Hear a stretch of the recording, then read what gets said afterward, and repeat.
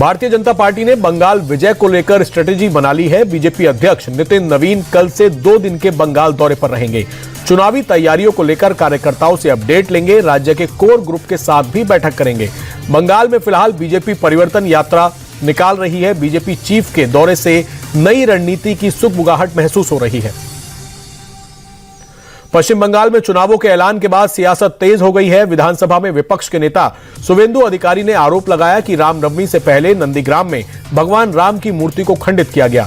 शुवेंदु ने टीएमसी के कार्यकर्ताओं पर मूर्ति को तोड़ने का आरोप लगाया। साथ ही आरोपियों को तत्काल अरेस्ट करने की मांग की, जिसके बाद इंडिया टीवी ने मौके पर पहुंचकर तहकीकात की और पाया कि खंडित मूर्ति को फिर से बनाने का काम शुरू हो गया है। तमिलनाडु चुनाव को लेकर एनडीए का सीट शेयरिंग फॉर्मूला तय हो गया है। कुल 234 विधानसभा सीटों में से बीजेपी को 27 सीटों पर चुनाव लड़ने का मौका मिला है। इधर पलानी स्वामी की अगुवाई वाली एआईएडीएमके 178 सीटें हासिल करने में कामयाब रही। इनके अलावा पीएमके को 18 और एएमएमके को 11 सीटों पर चुनाव लड़ने का मौका मिला है। बंगाल चुनाव में एक और मुद्दे पर घमासान छिड़ गया है। बंगाल की लड़ाई अब खान पान पर आ गई है। टीएमसी के आरोपों के बाद बीजेपी उम्मीदवार मछली लेकर चुनाव प्रचार कर रहे हैं। विधाननगर सीट के बीजेपी उम्मीदवार शरद मुखर्जी ने हाथ में कतला फिश लेकर अपना इलेक्शन कैंपेन शुरू किया। वो साल्ट लेक इलाके में दुकानदारों के पास मछली लेकर पहुंच गए। दरअसल टीएमसी ने आरोप लगाया है कि अगर बीजेपी जीती तो लोगों का मछली और मीट खाना बंद कर देगी। इसी के बाद शरद मुखर्जी ने हाथ में मछली लेकर प्रचार शुरू किया। पश्चिम बंगाल चुनाव के लिए टीएमसी डिजिटल मीडिया का इस्तेमाल कर रही है। तृणमूल कांग्रेस ने फाइटर दीदी का एनिमेटेड टीजर लॉन्च किया है। टीजर में सीएम ममता बनर्जी को बंगाली पहचान की रक्षा करने वाले आखिरी रक्षक के रूप में पेश किया गया। वीडियो में ममता बनर्जी को देवी दुर्गा और रॉयल बंगाल टाइगर के रूप में दिखाया गया है। पश्चिम बंगाल चुनाव में एआईएमआईएम की एंट्री हो गई है। असदुद्दीन ओवैसी की पार्टी ने हुमायूं कबीर की पार्टी के साथ हाथ मिला लिया है। एआईएमआईएम चीफ असदुद्दीन ओवैसी ने ऐलान किया है उनकी पार्टी बंगाल चुनाव में हुमायूं कबीर की आम जनता उन्नयन पार्टी के साथ मिलकर लड़ेगी। ओवैसी ने कहा कि वो 25 मार्च को कोलकाता में हुमायूं कबीर के साथ संयुक्त प्रेस कॉन्फ्रेंस करेंगे।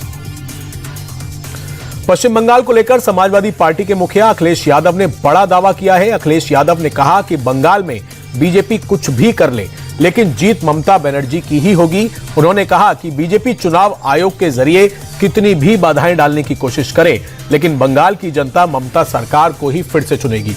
बंगाल में ममता बनर्जी हर स्तर पर काम कर रही है। यूपी के डिप्टी सीएम केशव प्रसाद मौर्य ने समाजवादी पार्टी पर निशाना साधा है। उन्होंने कहा कि सपा का मतलब महिलाओं की सुरक्षा को खतरे में डालना। सपा में गुंडे और दबंगों की भरमार है।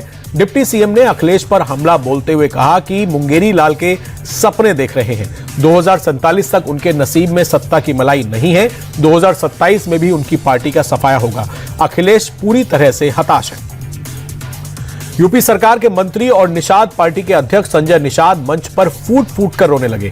गोरखपुर में रैली के दौरान संजय निषाद ने निषाद समुदाय के वोट छीने जाने का आरोप लगाया और कहा कि हमारी बहन बेटियों की इज्जत लूटी जा रही है, हमें मजबूत होना चाहिए। समुदाय के साथ हुई नाइंसाफी की बात करते करते भावुक हो गए और रोने लगे।